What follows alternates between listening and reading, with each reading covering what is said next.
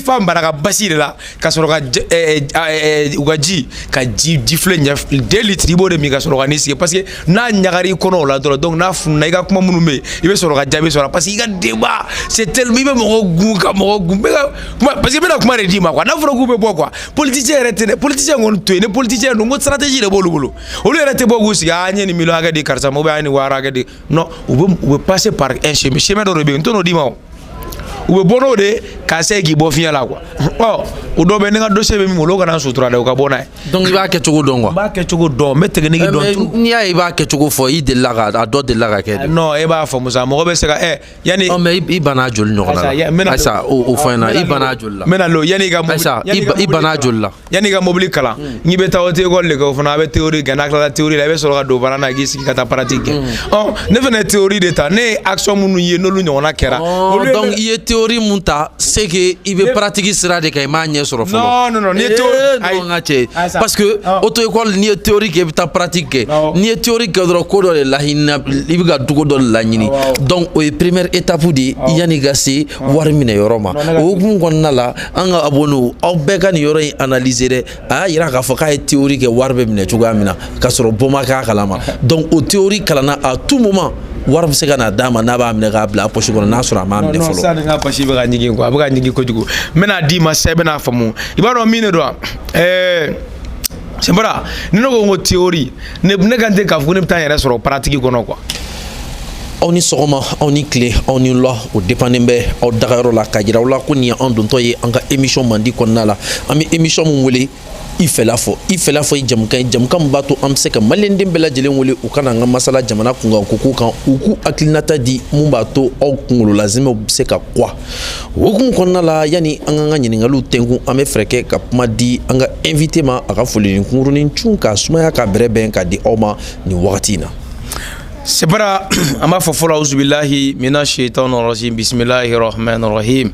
allahumma salli ala muhammadin wa ala ali muhammadin wa salim en kelen ko ka tanga ina la fe ka bo shaitane toroma ka damne na la toye ka kla ka soli ka rasulukan ama nyini ala fe akanda fa kuma bwanda akananda fara kuma donda nambora me sempa vision la jeba befo mali kono mali ko kan mama solo no sempa vision na me fo libema sempara ki yere fo kanga technicien fo kaw kanga mouvement victoire et gloire nyama pa fo le politologue Sékou Tounkara depuis New York le grand juriste chercheur Amara Sila ani le grand guide la joambe fo di bema amba fo limana nyana ko be bi de anga malen do be ko sembara kaka a mirila de ay sebeni nge ko atete o sebeni abe taliga atete la kabe aljine kono amena wala ko la kukujo u solento ana u ka kerkal u ka partager amena le yiga ko damne tuguni ko afo na ka garan digi bire d'accord malion ay janunu partager aka janunu commenter malindi me yoro u pseka bo ni information nunu kalama en temps réel hukumu ne konna la anga finitigi la maw u duna Kidal u ye Kidal fam bela jelemine ni onga président de la transition ni ay Chikambla nous maintenant je répète une dernière fois ni oye colonel Abdoulaye Maïga atara ay la seke ka yira ka foko Kidal kera malien deum bela jele netay wa Kidal kaw nyuga here de damne toy hukum konna la anye ay bololo sraw kan ka fo ko terroriste nunu ouye ou kotoroma bo ils sont à 30 km de Kidal kilomètre bisaba nyongona hukumu gonna la abe siran kumbo abe jatike kumbo hukumu gonna la anye maswele patriote mas ale kanaka lizu di oma ni o aklu bisega fara nyogonga chugamna aba fara nyogonga hukumu gonna la patriote mas terroriste goku kotroma body ubsega soro mena effet merci bien ka bela donia ka fo anye kuma soro nazaraw ka bololo siraw chama ne sanfɛ u be ka yira ka fo ko terroriste tara ka bɔ Kidal ku bɔra ko mais ku bolla ku be yɔrɔ parce que ku be yɔrɔ en donna nga soldats u be ka kuma fɔ to minɛ ku ko ku be yɔrɔ donne soldats ye wa olu yɛrɛ be ka kuma kan appuyer fɛnɛ ku be yɔrɔ donna nga soldats ye ku tara kuluwoni yɔrɔ minnu be n'u b'o kɛ abri ye n'u be tu u yɛrɛ dogo yen nɔ u ye échappatoire sɔrɔ ka taa don ye est-ce qu'il be ka kuma fɔ moi donc ko la k'u bɛna mun kɛ sa k'u bɛna labɛn kɛ mais nanzaraw ka bɔlɔlɔdi sira ninnu kan u ye kuma mun fɔ u ko terroristes ko k'u bɛna labɛn kɛ ko mais k'olu kɔni ma da la n'u bɛ se ka labɛn kɛ k'a kɛ face à face ye k'u jɔ ka adversaire ye i b'a kalama ko mɔgɔ ninnu tɛ hɔrɔn yɛrɛ de ye non hɔrɔn tɛ yɛrɛ parce que ni a ma ɲɛ k'i bɛ ko kɛ i b'i jija n'a tigilamɔgɔ ye se sɔrɔ i b'a tɔgɔ fɔ piyan cɛ o fana ye cɛya dɔ ye sa sɛnpara k'a tigi ka bonya segin a ma k'a ka karama segin a ma a y'a fɔ dɔrɔn an ma da la k'u bɛ se k'u jɔ armée malienne ye sisan face à face la ko mais k'u bɛna guerre suguya min bolo dɛ e b'o dɔn ko a bɛ fɔ o ma ko guerre asymétrique o guerre ye guerre sugu min i b'a dɔn ennemi yɛrɛ bɛ se ka infiltrer population cɛ la ka bombe jugu don a yɛrɛ la ka na ni tɔɔrɔya sira dɔ ye ka sɔrɔ a ma lakodɔn k'u bɛ n'o fɛɛrɛ n'o dabaliw ko u bɛ n'o minɛnw de ta sisan. mais sans tan kelen yɔrɔ kelen na maa tɛ se ka don maa tɛ se ka bɔ o ka fɔ aw ye ko dans 4 mois mɛn na ne ma fili a fɔra premier juillet de k'a fɔ ko MINUSMA bɛ taa a yirala k'a fɔ ko décembre k'anw ka fini tigilamaw bɛ don Kidal mais ne yɛrɛ bɛ ɲininkali min tɛnkun yɛrɛ la nin wagati in na c'est à dire est-ce que i b'a tɛnkun ne de la wa i b'a tɛnkun yɛrɛ la awɔ n bɛ ka tɛnkun yɛrɛ la quoi awɔ k'a tɛnkun la ok n bɛna tɛnkun la mais nin ko in est-ce que nin ma teliya ni récupération yi c'est à dire i b'a dɔn k'a kɛra film de ne ɲɛkɔrɔ i ka kuma in n bɛ kelen de f'i ɲɛna parce que dɔ ye bataki ci ka i ni ne to jɛmu dɔ la n y'o bataki kalan a tigi ko ko ka dugu minɛ ten nɔgɔya la nɔgɔya ni fitini ko est-ce que ko nin ko ye ko nin ko jɛlen don ne k'a ma n ko an ta in jɛlen don piyan kana sugo la cɛ i b'a dɔn ko ne yɛrɛ kun dutera ayi non kana dute sɛnpara ni dutelen don mɛ i hakili dayɛlɛ sɛ i bɛna faamu a teliyara kojugu voilà parce que mun na tele in tɛ dɔwɛrɛ koyi parce que force min taara ka fɛn préparer san jojolasi min bɛ ka nin kɛlɛ labɛn Albert Mayiga y'a fɔ wagati min na k'an bɛ taa sa kunkolo tigɛ Kidal o ma o wagati ni san cɛ b'o wagati dɔn bi y'o kuma fɔ cɛ ko in ma daminɛ bi koyi wa an ma taa dɔrɔn Kidal ka parachute de an ye obstacle camanba de tɛmɛ ka sɔrɔ ka don Kidal mɔgɔw k'o dɔn dɛ parce que i b'a kalama hali coup d'état kɛlen Mali la yan nɔ wagati min na ni coup d'état kɛra dɔw y'u jɔ ko nin ye ko labɛnnen ko a kɛra ko karisa bɛ kɛ Scofield ye ko dɔ bɛ kɛ cɛ in tɔgɔ di u ye tɔgɔw bɛɛ fɔ Jack Bauer ye a critique kɛra n ko dɔw dɔnkili da yan nɔ coup d'état kɛlen ko tellement que IBK ka coup d'état nɔgɔyara k'olu ma dala ko ni coup d'état y'a yɛrɛ an ka dɔnkilidala dɔ y'a dɔnkili da k'aw yɛrɛ b'a tigi dɔn comme ko in bɛ tɔgɔ de nɔfɛ a tigi yɛrɛ b'a faamu an sigiyɔrɔ in na ko o tigi y'o dɔnkili da o jɔn cɛ n ka cɛ i bɛ fɛ k'an bila cɔ fana bɛ siran ka kuma ayi sa siran ka kuma tɛ non n ka fɔ i siranna an ka tɛmɛ non Milimo de y'a dɔnkili da Milimo y'a dɔnkili da Milimo ye dɔnkili da k'a kɛ i b'a fɔ coup d'état in cɛ ale yɛrɛ ka faamu na est-ce que coup d'état in ni a kɛra ko labɛnnen ye karisa de tɛ a Scofield ye karisa de y'a Michael Scofield ye karisa de y'a tantɔn k'a kɛ i b'a fɔ prison bɛrɛngi quoi mais o kɔfɛ a yirala coup d'état ka tila ka kɛ c'était vrai i bɛ kɛ fanga yɛrɛ de di fanga minɛla la yɛrɛ de bon mɔgɔ caman bɛ yen u b'u sigi ka ko méditer ka jateminɛw kɛ k'a lajɛ nin ko in bɛ cogo min na cɛ dɔw b'a essayer kuma bɛɛ ka essayer ka zinzani de créer mɔgɔw kunkolo la ka confusion créer anw de b'o confusion k'o kunnasiri k'o ta ka bɔ maliyɛnw na k'a yir'u la k'a fɔ Mali donna Kidal contre la volonté des rebelles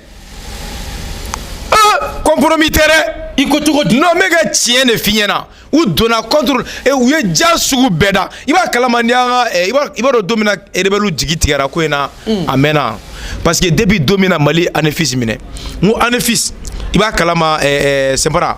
ANEFIS ni ye ANEFIS sɔrɔ dɔrɔn ANEFIS ni Kidali cɛ c'est comme si i bɛ se k'i to ANEFIS ka bunteli ni fɛn caman bɛ i bɛ se k'olu kɛ ale ni Tessalit parce que aérodrome bɛ Tessalit aéroport bɛ Tessalit quoi n t'a dɔn n'i y'a faamu donc a bɛ se n'i ye Tessalit sɔrɔ Tessalit ni ANEFIS faralen ɲɔgɔn kan an ka géographie yɛrɛ la n'i y'o sɔrɔ k'olu don i bolo la c'est comme si i ye Kidal sɔrɔ à moitié quoi depuis u binna ANEFIS rebelle jigi tigɛra u reculer ka segin u kɔfɛ ka sɔrɔ u ka bastion laban kun ye jumɛn u ka fiɛfu laban kun ye jumɛn o kun ye Kidal le u taara labɛnw ni fɛnw bɛɛ sabati u ni MINUSMA ka bɛnbɛn bɛɛ kɛ ka blendew minɛ ka obiw minɛ MINUSMA la ka munitions minɛ MINUSMA la ka taji minɛ MINUSMA la ka guerre stratégique bɛɛ minɛ MINUSMA la ani plan min b'u bolo parce que i tɛ se ka guerre kɛ ni jamana i bɛ ka taa yɔrɔ min na n'o plan t'i bolo cartographie yɛrɛ o de bɛ militaires bɛ baara kɛ n'o de est-ce que i b'a kuma fɔ ma donc o bɛɛ kɛlen u y'o janfa ninnu bɛɛ mais u ye jan o jan da armée malienne n'a jan bɛɛ de kɔ kari quoi donc ka sɔrɔ an ma don Kidal k'a fɔ k'an donna ten furu minnu bɛ ka kuma fɔ k'u k'a bila sinon ne y'u fɛn fɛn tɛgɛ t'a la don o don a bɛ gɛlɛya dɛ o f'u ɲɛna u k'a gɛlɛya u kana fɔ k'u bɛ na an ka maliyɛn kodɔnbali o tɔ tɛ yen bilen maliyɛn min ma kalan ka taa ekɔli la o tɔ de bɛ yen bɛɛ bɛ ko kalama an ye mɔgɔw hakili la kunun ka ban armée ye victoire yɛrɛ yɛrɛ de ta a donna Kidal ka affrontement kɛ minnu kan ka bunte olu buntera minnu fɛnɛ bolila olu bolila sisan an bɛna tila k'u traquer de ka taa ratissage kɛ ka toilettage kɛ ka Kidal ko k'a jɛ ka maliyɛn bɛɛ k'a dɔn u bolila u dalen don an dafɛ jamana ninnu dɔ kɔnɔ an ka armée bɛna wuli ka jɔ de kɛ ka sina k'o kɛ kunu an kɔrɔ an ka police nationale o ɲɛmɔgɔba a ye degré bɔ ko maa o maa bɛ yen n'olu tun bɛ polisiya kɔnɔ n'u u bilala Kidal premier arrondissement na k'u bɛɛ ka fara ɲɔgɔn kan kunu kunu tɛ le 15 mercredi u bɛɛ farala ɲɔgɔn kan kunu wa ne filɛ kuma la yɔrɔ min na sisan k'a fɔ k'u tɛ Kidal a bɛ bali na quoi parce que depuis sɔrɔ gouverneur Kidal gouverneur fɛnɛ ye couvre-feu décrété Kidal pendant 30 jours sufɛ k'a daminɛ su heure dɔ la ka se heure dɔ ma mɔgɔ tɛ bɔ kɛnɛma mɔgɔ tɛ kari kɔnɔ armée de bɛ ratissage kɛ cɛ o cɛ ne minɛ n'o la i farala jugu kan donc no wulibali yɛrɛ cɛ o cɛ ne minɛ n'o la dɔrɔn an kɔni b'o fɔ bɛɛ ɲɛna dɛ o kɔrɔ e bɛ taa mun ɲini kɛnɛma o heure la a yiralen jamana kɔnɔ k'a fɔ k'aw kana bɔ nin heure la coronavirus kɛra nɔ bɛɛ tun tɛ don 22 heures ya n ko jamana de ko ye ne mɔgɔ min tun yera kɛnɛma o tun bɛ jalaki ou bien donc o de hakilina bɛ yen mais ni bɛ ka fanga yɛrɛ non coronavirus ma taa ne bɔ a ka fanga parce que coronavirus bannen de élection de taara ne bɔ a ka fanga nord kɛlɛ o mɔnɔw bɛ yen nɔ non o de taara ne bɔ a ka fanga ni nord kɛlɛ sinon coronavirus la n ko tilala ka 58 bila mɔgɔw kun olu wariw dira o kɛra o hali n'a sɔrɔ hali cakɛda dɔw b'o dira olu dɔw y'u ta kunu mais sa olu bɛ k'o fɔnɔ yɔrɔ in na yen tɔgɔ da MCA la e t'olu kalama donc k'a yir'i la dɔrɔn tubabuw bɛ faga min fɔ ko guerre asymétrique n'o de don ko jugu min sugu ma dɔn cɛ bi anw bilo kɔnɔ an bɛ guerre asymétrique de kɔnɔ depuis Mali yɛrɛ guerre la an ka cɛ tubabuw ye qualification sugu bɛɛ d'a ma tuma dɔ la u bɛ n'u jɔ guerre tan guerre ŋinini kɔnɔ guerre par procuration guerre tantɔ cɛ anw ye fiyɛtɔya ni namariya wuludeni ye dɔ kɛ nin bɛɛ la anw ye nin bɛɛ maîtriser k'a dɔn k'a fɔ guerre asymétrique kan ka kunbɛn cogo di guerre ordinaire ninnu i ni ennemi bɛ jɔ face à face la ka combat kɛ o kan ka kɛ cogo an ka armée kalanna nin bɛɛ la k'a bɛɛ dɔn nin bɛɛ problème calculé don anw fɛ k'a ban mais tubabuw malolen don min na e b'a dɔn parce que u y'a ye sa armée ye victoire sɔrɔ bon olu journaliste jugu minnu tun bɛ yen n'u tun bɛ kunnafoni jugu ta k'a di ka armée tɔgɔ tiɲɛ ka essayer ka banbaganciw dɛmɛ u ka hakilinaw kan parce que u teriw tun b'olu cɛla olu de binna bi parce que u malola e bɛ a dɔw bɛ yen n'i taara dɔw ka page sanfɛ bi y'a tile fila depuis don min na le 14 bi y'a tile fila u tɛ ka publication kɛ ka sababuya kɛ mun ye ka sababuya kɛ k'u malola kɛ e bɛ jumɛn publier mais jigi mɔgɔ min bɛ to k'e wele ka nkalon tigɛ k'a f'e ɲɛna ka information d'e ma n'i b'i sigilen to Faransi walima dugu dɔ la k'a fɔ selon d'après mes informations o dabila la mɔgɔ tɛ téléphone ci e ma olu yɛrɛ ye nɛgɛjuru sira yɛrɛ kari yen k'o bin k'o ban e bɛ appel jumɛn sɔrɔ donc depuis o min b'o baara kɛ o yɛrɛ y'o dabila fɔlɔ est-ce que i bɛ ka kuma fɔ ma donc parce que o tɛ ka kunnafoni sɔrɔ k'a fɔ k'a b'a di donc anw ka armée bɛ baara min na baaraba de don mais victoire c'est pas la victoire a tɛ ɲɛ fo an ka anw mɔgɔ minnu bɛ yen n'anw ye kunnafonidilaw ye tiɲɛ yɛrɛ la an kan ka fo parce que i b'a kalama journaliste ninnu tubabuw ka journaliste n'o ye Serge Daniel ninnu ye u mana bɔ n'u ka kunnafoniw ye dɔrɔn anw de bɛ bɔ k'a kɔ kari Emmanuel Macron mana kunnafoni di ala ka Élysée porte parole n'a ye kunnafoni di anw de bɛ bɔ k'a kɔ kari e y'a ye kɔsani na u ka ministre des armées bɔra ka kunnafoni di an y'a kɔ kari anw n'o wuli ka jɔ kɛ anw ye Asimi ka da marifaw de wa an b'a ɲini Asimi fɛ frère Mali ka nationalité min bɛ Serge Daniel bolo u k'a minɛ pewu anw de tɛ an ka nationalité anw de tɛ an ka Mali jamana wɛrɛ b'a yɛrɛ bolo a ka taa yen n'a ye Emmanuel Macron diya u ka France nationalité d'a ma mais anw kɔni ka hakilina ye min ye wa o y'an ka droit an bɛ se k'o fɔ à haute et intelligible voix donc u ka fɛɛrɛ kɛ k'an ka nationalité minɛ a la o kɔfɛ an ka jamana den dɔ bɛ yen ɔkɔliden don a bɛ arabu jamana dɔ la kalan na ale fɛnɛ ale ye miirina kɛ o miirina in ko Amadu Tumani Ture k'a bɛ alijinɛ kɔnɔ k'a nisɔndiyalen don bi dɛ ko Amadu Tumani Ture ni Modibo Keyita IBK ani Musa Tarawele ko ninnu bɛ alijinɛ kɔnɔ ko nisɔndiya min b'u la alijinɛ kɔnɔ bi docteur ka sababuya kɛ mun ye n bɛ n'o de kalan i k'a mɛn sisan mais i kana i ka ko ninnu daminɛ dɛ nya finyana ngo akoka mirila de ka a mirina de sebe donc akakanga malion Amadou Toumani Touré ou ka yoro partager quoi ka afika mo nyana docteur afu yegu ka partager afu na gu ka partager ay jannu nous partager aka commenter yoro c'est très important Amadou Toumani Touré anga rôle de no do ko Amidou Diakité akoka mirila akilna enade ko Amadou no ye anga président koro Amadou ko aye seben aye akilna nanala o Amadou ka akilna fe ka Amadou to aljina kono lahara ame do ka la ka lahara susmawi aka lettre damne la ko to de ko bonjour son excellence colonel Assimi Goïta ko abe Amadou ko ka be foli di Assimi atete rugoro de ka be foli di Assimi Goïta ma depuis au paradis comme aljina kono. J'ai les regards fixés sur les 10 fils de notre grand Maliba. Ko aleka fleli nye kunklena o nyesino no Mali den sebe bon Maliba den sebe o mabi. Les fils qui à l'appel du Faso. Ko Faso demunu ni jamana wele seront tous unis ku bebe na faranyonka. Ako rappelez-vous Kaya Wakil Ladjigi, je l'ai dit devant les braves femmes ko ale Amadou Toumani Touré a fort Sorasi Mousso les braves femmes épouses de nos forces armées ko aya fort Mali Sorasi Mousso tara soro kuluba domina kaya fort. C'est vrai ce que ka kuma fa moi. Aïe mais c'est-à-dire ite mbunya donia obo fora to mbunya doni bonne kakara mbunya ba mbunya o ibe fera mune fo ni rola sa nga cho obo fora to lahara cho godi non na mesa sa nga audience bunya sa ma mi ga auditeuru nga auditeur bunya nga auditeur bunya non bunya même micro geranda la nga kuma quoi parce que ne afia na ngone be kuna fondi ma ngo sursi bala ne mo mi madala o ga sebe Amidou Diakité Facebook sans fait kuna fon do lenteo donc ga do nous donnons peut lettre sur Amidou ko ka mirila de ka sebe go mirina soro a sebe ka teto to aljina kono atebe la mina abaka kuna fon mi di asoro ba to de aka a ga mirila de ka ko a imaginer la de ka ke donc maintenant na to e quoi donc là mais donc ne kuna fon jene sanuma ne ta de ga auditeur mo c'est pas on kuna fon ko ndi la yo am kuna fon sa ni en ka fin fait 10 semaines bo biere ne nga sursi fiana tiere la ka nga kla ga wardi de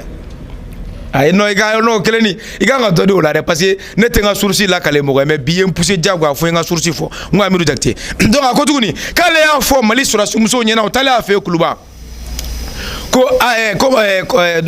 ko ma guerre était à venir et que nous gagnerons cette guerre. Ko ale Amadou ga keleb ganale ko wa fena game kelen seba soro. Ko l'ange qui préside le monde des noirs et l'ange qui préside la destinée du Mali sont passés chez moi avant-hier. Ko melega munume ne anga farafina shini molubolo ani Mali shini molubolo ku boira ale fe aljina kono kunashin. Ils m'ont dit que le Mali est sorti de la situation force de son destin. Comme Mali bora aka dagan kolomi mala ka bora a denga kono odona car celui qui le dirige actuellement est en bonne situation avec le bon Dieu. Comme Mali marabe mogomi molo bikode asime atedere magando anga malende no go kamira la. Comme Mali ashini me mami molo kono abibe Mali ashini na bi obe mogomi molo kono asime ko ane ala ka abe nyon fede. Ko ce jeune colonel ko Sorasi Tien qui aura son monument historique ko aka monument no e aja ka jo ka ke soe ina fo ka amima aere ira donc ko obena ke historique un peu partout au Mali et au reste de l'Afrique ko Afrique bebe na asiminga monument gla. Hein? Donc un jeune homme pur ko Tiemino akasanu chasse aba ere mine donc aime du ciel et des anges. J'ai dit aussi que l'ange qui préside la destinée du Mali, m'a dit que Allah a pris acte. Allah est sonnant du jeune collectif observé par les jeunes Maliens. Comme Maliens ont soumis donc là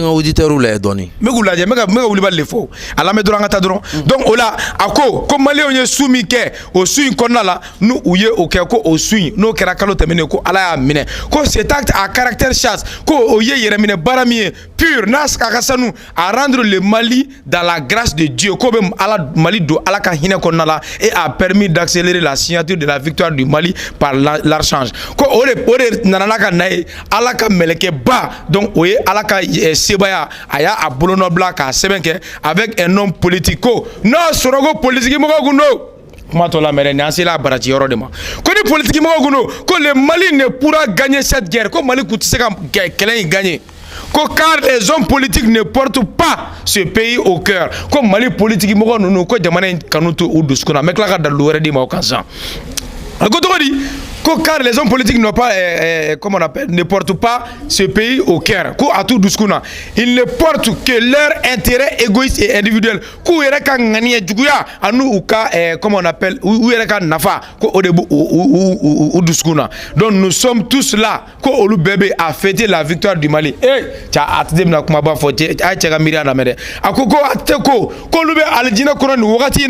Son excellence Modibo Keïta, son excellence général Moussa Traoré, quoi, ani Moussa Traoré, ce qu'il est Aldina Konosisa. Son excellence Ibrahim Boubacar Keïta, qu'on Ibrahim Boubacar Keïta, bébé Aldina Konosisa, et moi-même, Anale ATT, Koubeka Malika Sebaya, Koubego Foti. Alpha Marden. Bon, Alpha Marden Bololo. Eh, Maïbe. C'est pas là. Tu as voyagé. Il va calmer. Lettre fait. Donc c'est un peu qui est réel, quoi. Non, Adouma c'est voilà, la Gadouira, mais à la Kassidjanda Malibi. Un bébé tal Guinée. Et en a une bébé tatemi. Donc voilà. Et je vous dis que nous sommes très fiers de vous au paradis. Quand on discours na mino na bi ama waso na bi aljina kono aljina donc là que le bon Dieu protège et vous assiste dans le reste ko alaka okishi anaka ke au fait atoko na là donc que le bon Dieu sauve le Mali ko alaka Mali kishi et toute l'Afrique en Afrique Amadou Toumani Touré au 7e gratte-ciel du paradis kabe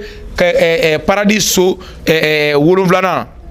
à Sangaso Olomblana, ko ATTB 600 le 14 novembre 2023, ko akera paradis kono 2023. Ni ko Amidou aka imagination ay mi fo an étudiant malien do avec kalana arabula malien anya fo ame kunafoni jelendi mais aka lettre ngono c'est bra mien nafa ne mena kumo ka biko wala be o politicien nga yoro de ko ni jamana ko ni go ata ga di politicien ma ku gunte se ga mbo geri ngono wa kuma ye chien de kamale nga lettre akuma ngalonta la de akuma chien ni ko Mali di politicien ma biang metanga ya fe mais militaire ou de bala o tege bala o ba do ko ga tata sram fe ada lubu bolo ou kume terrain ga donc o de la ala Mali kisibi na akakuma ko politicien o mirina ou yera ga intérêt ou yera ga nafa ku be miri o drone la wa kuma ye tien de mba finyana nga politicien no be kunu o lokap o kumana ko angana fo ka ba fo autorité de transition mo nyena ku kana fo gube kidal minalike kundo e ko ga nyina jamana ga élection go gore ya ala makla fo lo agli be élection ama toilette jige arati saji make ama yala ka jugu nyini woni wo o madame le folo olu agli be muna ko élection ça veut dire que au côté Mali là olu be fait Mali tirao Mali gana tio olu bu joro ni mi soro ku bolo soro ko na la politique là parce que atamanga métier do re démissionner la ka buga baraw la ka politicien ni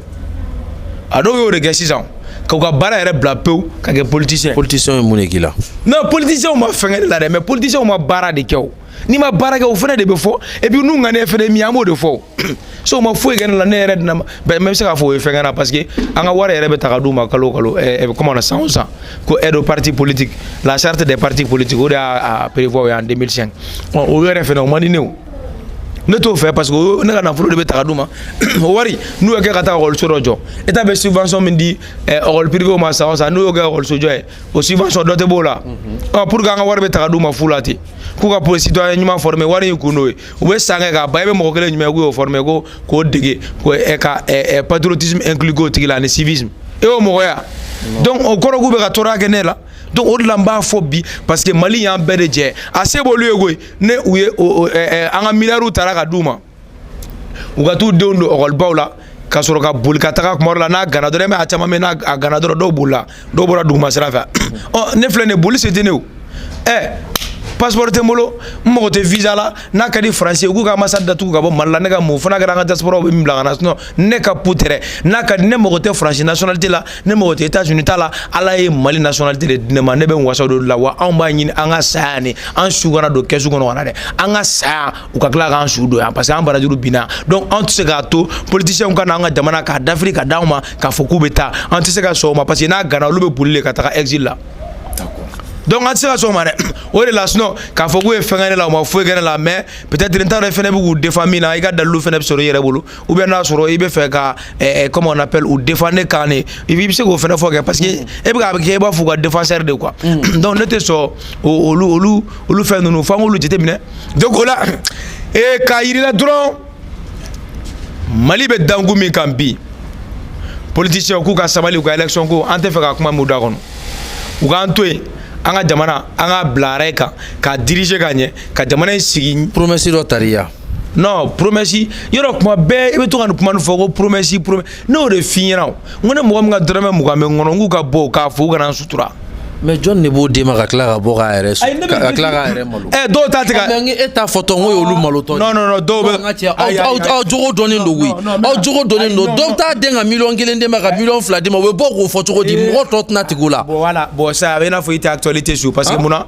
do ma bo ko sani na ko do e wa ke ma wal ma jollale ma ka ta warda le ma ka ikuraga mo ko ta ka boni nga wargo ya ko do warbe ka di do ma ko be ku kuroka mais yene ta mea mega mun fiya politicien do ka war di ema ou be mo do ka war de ma ko be transition fait awo mo do ka war de ma ka be transition fait transition mo do ka war de ma eni ala che o be bo chugo di ka da kene ka nga faka e do ka tamadema memi fiana ne o ma ta RF o ma na tigi kungolo te ba sa politicien tout ay no abe ça dit abe tapage fou de ke mo ko kuna ka foko ne mo war dauma ko o tigi ka bo mais ngap mala me hey malion te jimi nou ede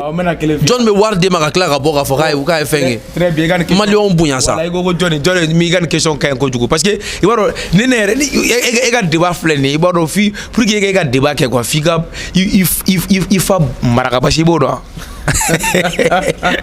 parce que mais toi patriote bas non figi femme baraka basi de la ka soro ka ugaji ka ji flenya 2 litres ibo de mi ka soro ka nisi parce que na nyagari kono la donc na funna iga kuma munu me ibe soro ka jabe soro parce que iga débat c'est tellement ibe mo gu parce que bena kuma redima quoi na furo gu be bo quoi politicien rete politicien ngon to ne politicien no stratégie de bolu olu rete bo gu si anye ni milo aga di karsa mo be ani wara aga di non ou passer par un chemin de rebelle on dit moi ou bono de casser qui bo fia là quoi oh o do be nga dossier be mi mo lo kana sutura de ka bona donc il va ke chugo dongo ba ke chugo do me technique do ni ya il va ke chugo fo i de la a do de la ke non e ba fo musa mo be se ka yani oh mais i bana jol no na ça o fo na i bana jol la mena lo yani ga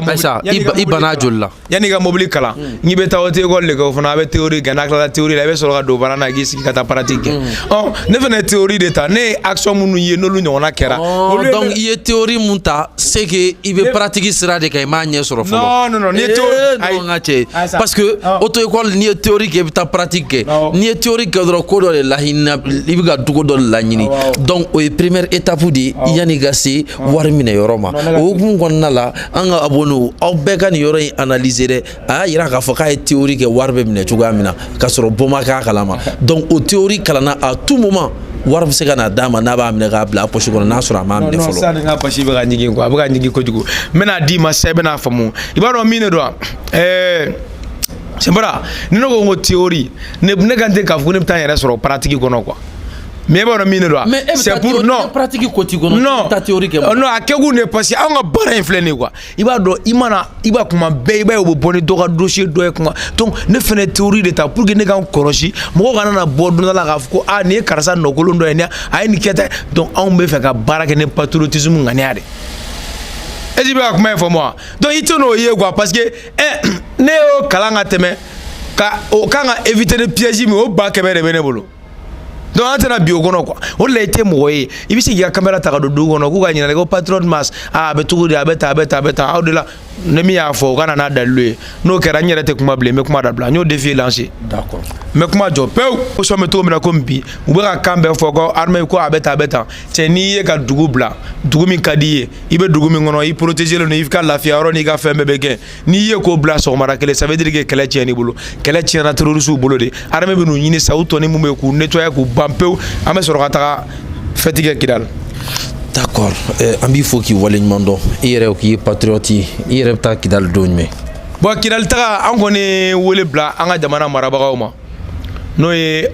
Asimi n'o ye Sadio ye n'o ye Modibo Kono ye n'o ye Diaw ye n'o ye Wage ye n'o ye Sogɛl Kɔkala Mayiga ye n'o ye Abdoulaye Mayiga ye an ye wele bila u bɛɛ ma ani Abdoulaye Diop n ko maa kelen ma kɛlɛ in kɛ an bɛɛ de jɔyɔrɔ bonyana kɛlɛ kɔnɔ an y'an bɛɛ y'i seko kɛ kɛlɛ ta information sira fɛ n'o ye mura ko kɛra an bɔra k'a démenti mɔgɔ min mana bɔ ko exaction kɛra an bɛ bɔ k'a kumaw fɔ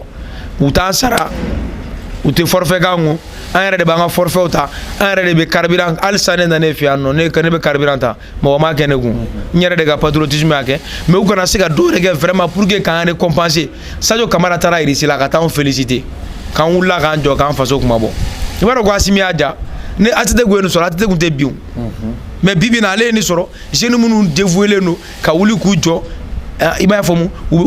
abnégation b'u la u bɛ wuli ka u faso pour que k'a défend ka sɔrɔ wari ma d'u ma foyi ma d'u ma hali ni dɔ wɛrɛ bɛ wari min na ne kɔni t'o kalama dɛ mais ne kɔni dɔrɔmɛ tɛ n bolo. D'accord. Mais an y'a kɛ faso de kama an b'an ka forfaitw kan k'an faso kuma bɔ an bɛ wuli ka jɔw kɛ faso bɛ se ka kuma bɔ cogo min parce que n'a kɛra an bɛɛ de bɛ lafiya donc anw fana y'an seko min kɛ ka sɔrɔ parce que hali président yɛrɛ filɛ baara la président bɛ sara o. Sogɛl filɛ nin ye premier ministre la o fana bɛ sara ta o Abdoulaye Diop filɛ ministre la o bɛ sara ta o Wage bɛ ministre la o bɛ sara ta o Diaw bɛ CNT la a bɛ sara ta o wari de bɛ d'u ma en dehors de leur salaire wari de bɛ ta ka d'u ma o parce que u bɛ jɔyɔrɔ min na mais anw ta ye an b'a kɛ mais an m'an jigi ma da ko état bɛna ka faso dɔ di an ma wari dɔ di an ma an b'a ko ka sɔrɔ u bɛ baara la u bɛ sara dɛ mais anw y'an ta kɛ faso kanu kama donc n'o faso kanu kama n'an bɛ fɛ an sen kan cu an k'an ka samara bɔ Kidal cɛncɛn sanfɛ ka taa dune de sable sanfɛ ka wuli ka jɔw kɛ ka sogo don furu la ka tagama dɔn ka gɔni dɔn an ni surakamusow c'est vrai an bɛ kelen ɲini ka di yɛrɛ ma. a ye nin yɛrɛ a y'a ŋaniya de fɔ tan n ka cɛ o mana filanan bɛ taa ta yan. sabanan kɛ i bɛ ka bila ka taa yɔrɔ jumɛn an bɛ taa sabanan ta kelen an bɛ dayɛlɛ ka bila o peut-être ne arabu muso fana sɔrɔ la o bɛ don k'a dafa naani na so k'a yira dɔrɔn an bɛ taa an ni suraka parce que i b'a kalama n'i bɛ ka surakamuso ko in yɔrɔ fɔ a kana k'i kɔnɔ ko musoko miɲɛ fana bɛ na dɛ n k'a f'i ɲɛna ka ɲɛ parce que i ka kuma faamu pour que n b'a walawala i ye ne b'o fɔ kun min kama ne bɛ kuma fɔ ne b'a f'i ɲɛna ne bɛ exprimer parabole de la quoi i bɛ parabole dɔn n'i ye kuma den mot kelen fɔ n'i y'a décortiquer k'a a fɔ o ma ko polysémie quoi il y a de la langue française donc i b'a sɔrɔ a bɛ taa wolo kɔrɔ caman na n bɛ fɛ ka kɔrɔma yɔrɔ fitinin n bɛ fitinin d'i ma parce que n b'a dɔn bi ne kun y'i latunu ka taa n'i ye alijinɛ kɔnɔ dɔɔni a kɔrɔ fitinin ye min ye i b'a kalama pour ne tɛ tissu social la an ka Mali kɔnɔ yan ko o tissu social ko n'a soudé la ko min bɛ se ka ci k'a fara diɲɛ mɔgɔ wɛrɛ fɛ fara tubabu kana d'a ka tubabuya ma dɛ o ye brassage ethnique de ye o brassage ethnique o ye ka siyaw koloso ɲɔgɔn na k'u don ɲɔgɔn na o bɛ sɔrɔ siya min fɛ Tamaseki ka furu bamanan ma parce que ne yɛrɛ bamanan n bɛ bamananw fɔlɔ de fɔ dɛ n'a ka di fila min o fana bɛ bɔ k'a ta réclamer kɛ n'a ka di bozo min o bɛ bɔ k'a ta réclamer n'a ka di dɔgɔnɔ min o bɛ bɔ k'a ta réclamer ne kɔni ye bamanan ne bɛ bamananw de ta fɔ. n'o digira jara min na o b'a yɛrɛ faga i ma bɔ n'i yɛrɛ ye ka ban sa parce que mun na n b'a fɔ min na bamanankɛ ne yɛrɛ ɲɔgɔnna bamanankɛ ni cɛ ye ka surakamuso dɔ di ne ma ne k'o ta ne n'o ta sisan ne bura mana kɛ suraka min yɔrɔ diɲɛ bɛ wuli ne tɛ sɔn ka ko ne b'o surakakɛ den k'a fɔ ko ne bɛ marifa ta ko n b'o kɛlɛ ne sɔn ka ko diɲɛ bɛ wuli ko n bɛ muso fa ne ka surakamuso cɛ ye ko n b'o fa ko n bɛ marifa ta k'a kɛlɛ o fa fana tɛ sɔn k'a fɔ k'a b'a burankɛ kɛlɛ k'a bɛ ne parce que moi j'ai fait partie de sa famille maintenant ne y'a ka duden dɔ ye ale fana kɛra ne ka duden dɔ ye donc o temps o tissu min bɛ yen o hinɛ n'o jelisira min bɛ na diɲɛ bɛ wuli tubabuw tɛ se ka na rébellion kɛ Mali la bilen an b'o de don ba la o de la n bɛ surakamuso ko in f'i ɲɛna a kun de ye nin ye n bɛ fitinin de f'i ɲɛna la sinon a tɔba bɛ yen dɛ donc avantage minnu bɛ se ka bɔ a la quoi k'a kɛ dɔrɔn hali a m'a na avantage wɛrɛ f'i ɲɛna an bɛ kelen fara o kan quoi o tɛ fila ye k'a kɛ fonctionnaire minnu bɛ nord la olu ka na sud la minnu bɛ sud la olu ka taa nord la donc brassage manana en population me soudé mo se ka soro ble ki ba fara parce que bamana tamashe kera bamana jeli bamana kera tamashe ki jeli donc brassage manana wala ibai hinebe na makari be na ala ka hinebe jigi an se ka nyongo kele an se ka fo ke ble to bu se ka an tissu social tie donc o de sa wula mba fi na ngo sura kam sogo afamna d'accord voilà ambi foki wale mando yi symbole ki kono koro ka se plateau kan mumbato am se ka masala jamana ko koka mabla mala kuma kan memi bolo ga la se on la me baga la je baga je klu bela jele man wakati na bon kuma kunja kuma la kuma mi membolo me malen be fo ka foli di be ma ki yere fo sempra docteur ka ufu anga technicien ka ka foli di sempa vision la me baga be ma ka foli manaw yana ko lada do ambolo jedo jedi ame jemuketa ni alama basikana jedi were ka ta se événement avec nous sur Sempa Vision sans fait amafu bemako wa salam. Merci ambi foki walid mando i symbole ki kono koro ka se plateau kan mumbato ame masala amba la donia ka foko 6e édition du concours d'éloquence et de débat avec Sénat au konna la ni mamba fait ka participer il est en contacter 73 26 89 05 73 25 89 05 o e biolon vlan saba mugani woro bisheki ani konoton ale ni fu ani nduru o konna la ni ne kunye awklo ale ni onye garsike ni wakati na Sempa Vision Jabran Bela Delenga kadam na page Facebook Fogatasi à chaîne YouTube ma akambe anyona vraiment à plus.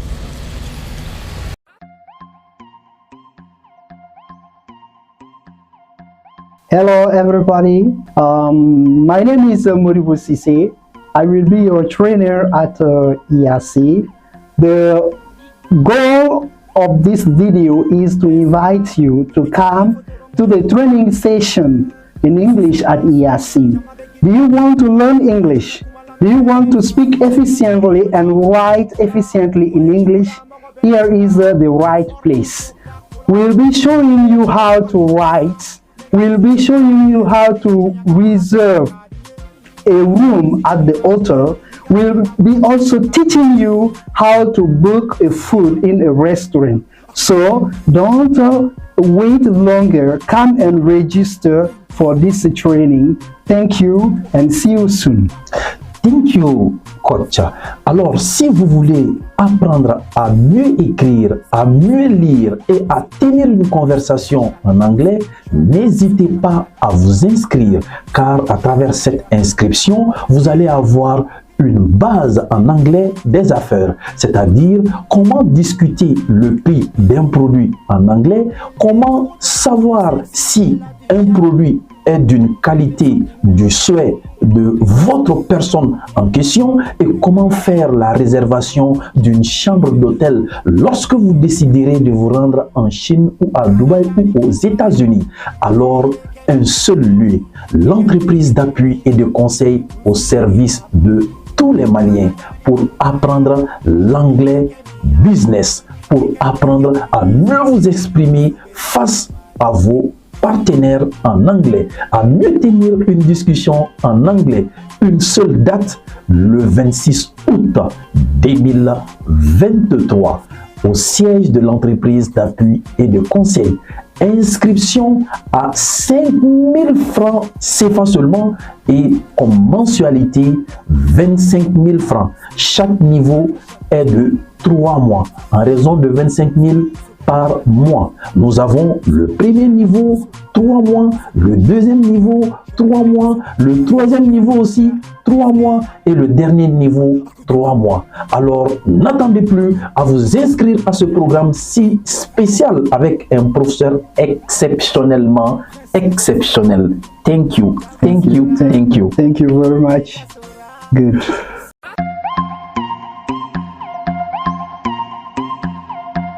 Hello, dear leaders. How are you? We will make an example of discussion about price between a shop assistant and a client. Hi. Hello, how are you? Just fine. And you? I'm great. How can I help you? Well, I need some clothes. You have chosen the right place. We have many articles on sale and the price is low. How much is their shirt? Well, it costs 5,000 francs CFA. It is too expensive. Please reduce the price for me. Okay, the last price is 4,000 francs CFA. That's perfect. I'll take it. Thank you. Thank you. Bye bye. Salut mes chers leaders, comment allez-vous? J'espère bien. Alors, juste pour vous informer par rapport au démarrage de la formation de la 6e édition du concours d'éloquence et de débat qui est prévu pour ce dimanche 5 novembre 2023 à partir de 9h, soit à la faculté des sciences économiques et de gestion de Bamako, soit au niveau de la salle d'indépendance du Mali au lycée technique de Bamako. Cette formation consiste dans un premier temps à vous initier aux différentes stratégies de prise de parole en public, à vous initier également aux différentes stratégies de négociation et les stratégies de recherche d'emploi. À la fin de cette formation, nous allons choisir les 10 meilleurs qui vont compétir devant plus de 1000 personnes. Et la personne qui occupera la première place recevra une enveloppe de 60 000 francs au minimum. Et la deuxième personne qui va occuper la deuxième place recevra une enveloppe de 40 000 francs. Et la troisième place, une enveloppe de 20 000 francs. Sans oublier que la meilleure équipe de débat va obtenir en quelque sorte 45 000 francs. Et la deuxième meilleure équipe de débat recevra 30 000 francs. Le meilleur mobilisateur recevra en quelque sorte 20 000 francs. Et chaque prix est accompagné par un trophée spécial. Et donc, du coup, nous vous demandons à participer à cette 6e édition du concours d'éloquence et de débat pour développer le leadership qui existe en vous, pour changer votre manière de penser, votre manière de faire les choses en question. Et après la compétition, les meilleurs seront dispersés entre les différentes communes de Bamako. Ceux qui font l'économie vont assurer l'économie avec leurs jeunes frères en classe de terminale. Ceux qui font la gestion vont assurer la comptabilité. Ceux qui font l'assurance finance banque vont assurer la mathématique financière avec les jeunes frères de leur quartier. Et ceux qui font droit, philosophie, ceux qui font aussi l'anglais, ceux qui font aussi la politique vont assurer les cours de français et de langue pour avoir plus de capacité à relever les défis de l'heure. Et pour participer à cette 6e édition du concours d'éloquence et de débat, une somme forfaitaire est demandée, à savoir 15 000 francs CFA seulement pour bénéficier de tous ces programmes de formation et pour pouvoir retourner avec ces prix et ces trophées au niveau de la famille en question. Sans plus tarder, regardez cette vidéo pour avoir une idée par rapport à la finale et à la qualité de la formation en question. Pour plus d'informations, contactez le 73 26 89 05, le 73 26 89 05. Merci. Fixez-vous des menaces avec l'acharnement. Oui, jeune homme, tu es un homme. Une femme ne doit pas te menacer ici. Mets-toi dans ta peau d'homme. Les menaces les plus possibles. Elle te menace, elle commence à te dominer. Allez, vas-y, menace-le. C'est pas parce qu'il est homme qu'il peut te faire trembloter. Oui, vous avez la capacité, vous avez la force nécessaire de tuer cette timidité qui existe en vous. Sois plus fort que toi-même, mon cher ami. Elle doit sentir ta présence. Elle est qui pour pouvoir dégracer? Elle ne peut pas. Oui. Elle ne peut pas. Madame, montre-le. Bien, je veux que tu montres à celle-là qu'elle est incapable, qu'elle ne peut pas te menacer. Et en revanche, tu sais, ce que tu dois recevoir, c'est une femme. N'ayez pas peur. N'ayez pas peur, ce n'est pas du tout compliqué. Tu es face à plus de 150 personnes. Tu peux donner le meilleur de toi-même pour qu'elle accepte que tu es le meilleur. Oui, oui, oui, oui, oui. Ce n'est pas facile. Ce n'est pas facile. Ce n'est pas facile. Ce n'est pas facile. Ouverture média en direct. Ces contacts permettent à ces gens de tuer leur timidité. Oui, oui, oui, oui. Applaudissez! Applaudissez! Oui, oui, oui, oui, oui, oui. Des menaces du dernier degré. Oh là là.